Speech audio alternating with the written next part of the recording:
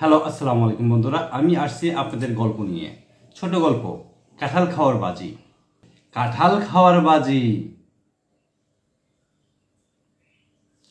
50 বছর আগের কথা। এই গ্রামে ছিল দুই যমজ ভাই। তা একজনের নাম নদু, আর একজনের নাম গেদু। তাদের দুজনের চেহারা একদম একরকম ছিল। কেউ প্রথমে দেখলে বুঝতে পারবে না আসলে কার নাম কি। এমনকি তাদের মাও তাদের চিনতে পারতো না। কে নদু আর কে গেদু, কে নদু আর কে গেদু। এতটা অবিকল যমজ বাচ্চা পৃথিবীতে আর দেখা যায় না। তো যাই হোক, নদু আর গেদুর বাড়ির লগে হাট বসে সপ্তাহে 2 দিন, শুক্রবার আর মঙ্গলবার। একদিন হাটের সময় নদু বাজারে গেল কাঁঠাল কিনতে।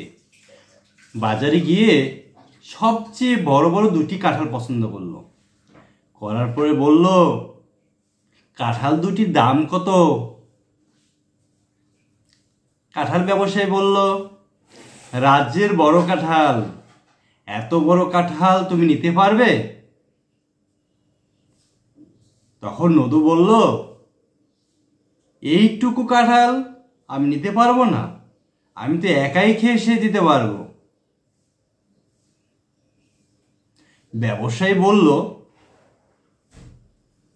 ব্যবসায়ী রাগ করে বলল, তুমি যদি একা এত বড় কাঁঠাল খেতে পারো, তোমাকে আরেকটা কাঁঠাল ফ্রি দিয়ে দেব, টাকা নেব না। তখন নদু বলল, সত্যি বলছো? ব্যবসায়ী বলল, হ্যাঁ আমি সত্যি বলছি। যদি তুমি না পারো তাহলে কিন্তু তোমার খবর আছে। দাম দিতে হবে 5 টাকা, 2.5 টাকা করে দুইটার দাম হয় 5 টাকা। ব্যাপারীর পো, চাপা মাইরো না, এত বড় কাঁঠাল তুমি একা খাইতে পারবা না, তাহলে তোমারে 2 হ্যান কাঁঠাল দিয়া দিমু। নদু কাঁঠাল খেতে বসলো। কাঁঠালের রসালো বড় বড় টসটসা রোয়া টস টস করে খেতে লাগলো। খেতে খেতে খেতে খেতে অর্ধেকের একটু বেশি কাঁঠাল নদু খেয়ে ফেললো। নদু তো আর খেতে পারে না। তখন নদু চালাকি করে বলল, আমার একটু পানি খেতে হবে, এই যে আমার বাড়ি, সেখানে যাব আর আসব। বিক্রেতা ভাবলো, বাড়ি যেহেতু এখানে পানি খাবে, যাক পানি খেয়ে আসুক।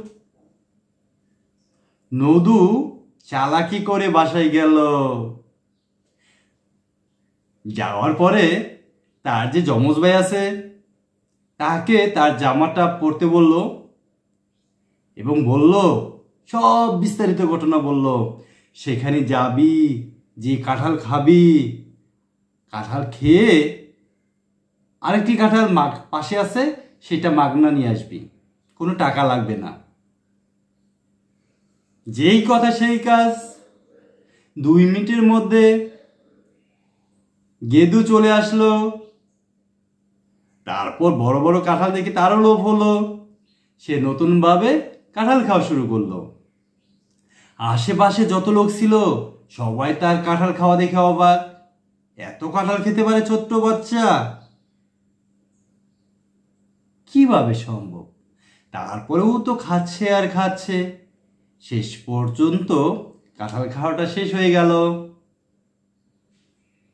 আর বিক্রেতার তো মাথায় হাত, এত বাজিতে আমি হেরে গেলাম, আমার 5 টাকা লস।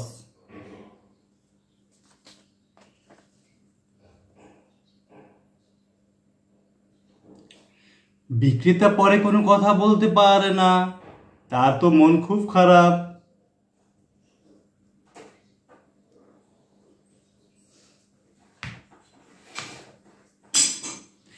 এরপরে কি করলো, পাশে যে কাঁঠালটা ছিল সেটা টাকা না দিয়ে গামছায় শক্ত করে বেঁধে কাঁধের উপরে নিয়ে বাড়ি রওনা দিল। তারপর বিক্রেতা বলল, শালা রাক্ষসের বাচ্চা, এত বড় কাঁঠাল একাই খেয়ে ফেললো। বন্ধুরা ধন্যবাদ। আমার এই গল্পটা ভালো লাগলে আপনারা শেয়ার করে রেখে দিবেন। নতুন গল্প শোনার জন্য সাবস্ক্রাইব করবেন। ধন্যবাদ।